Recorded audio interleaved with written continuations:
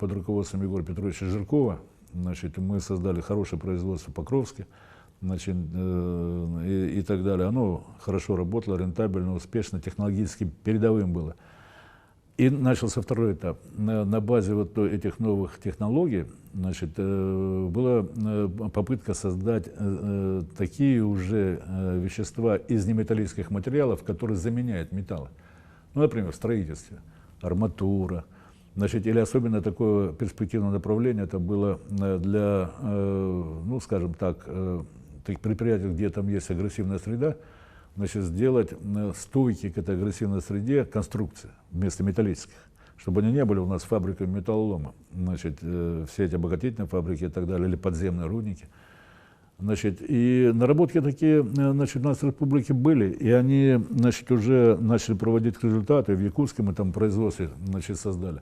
Но оно по тем или иным причинам, значит, допустим, сейчас не до конца сделано, но я считаю, что вот такие направления на стыке науки и, значит, производства очень важны. И это тоже креативная экономика, это тоже наш, может быть, конек. Я вот отдаю должность, энтузиазм этого дела, значит, и нашим ученым, вот Егор Петрович, который я упоминал. А я еще хочу сказать для молодежи вот следующее. Мы говорим о креативной экономике. Мы говорим, что как бы непосредственная причина появления креативной экономики – это высвобождение людей из индустриальной экономики, появление у них свободного времени для того, чтобы заняться этой креативной экономикой. И с другой стороны, потребность у людей, которые тоже освободились от своей монотонной там работы, для того, чтобы потребить их продукт. У меня больше времени, значит, я больше могу там уделить искусству, кино там, и другим креативным наработкам. Но жизнь идет очень быстро. Значит, и как бы вот надо все время улавливать ритм времени. И поэтому надо готовиться к тому, что в будущем, значит, люди должны не только повышать свою квалификацию. Знаете, помните, как у нас были все время лозунги системы непрерывного образования. Образование должно быть не только значит, непрерывно, то есть постоянно надо учиться, но оно еще должно быть перекрестным. Как бы. Человек должен быть готов в любой момент покинуть свою профессию и освоить новую.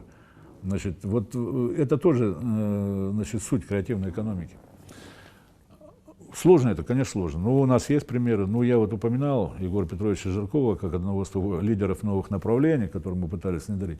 Но ведь его сама судьба показывает о том, что это возможно. Вот он педагог, доктор педагогических наук, автор концепции национальной школы, которая была самой первой в Российской Федерации, послужила во многом аналогом для других субъектов Федерации.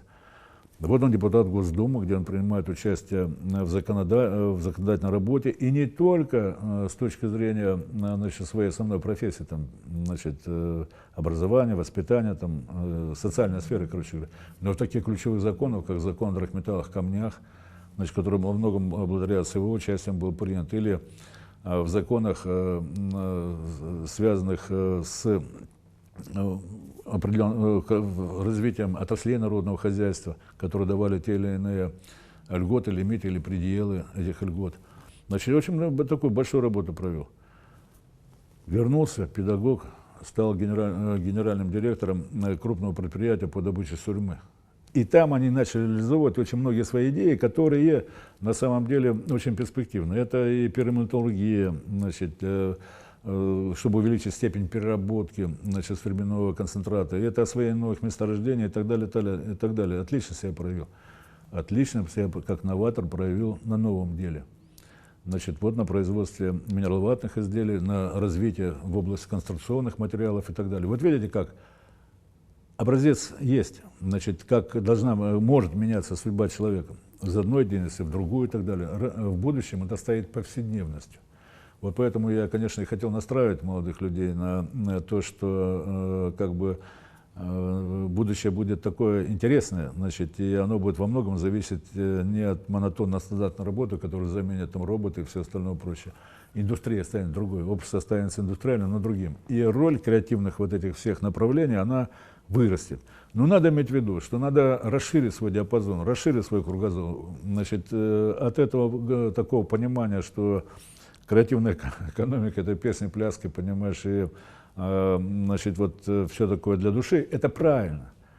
Но надо к ней добавлять еще вот такую часть, которая связана, значит, с техникой, технологиями, значит, с новыми видами материалов, деятельности и так далее. Должен быть полет мысли.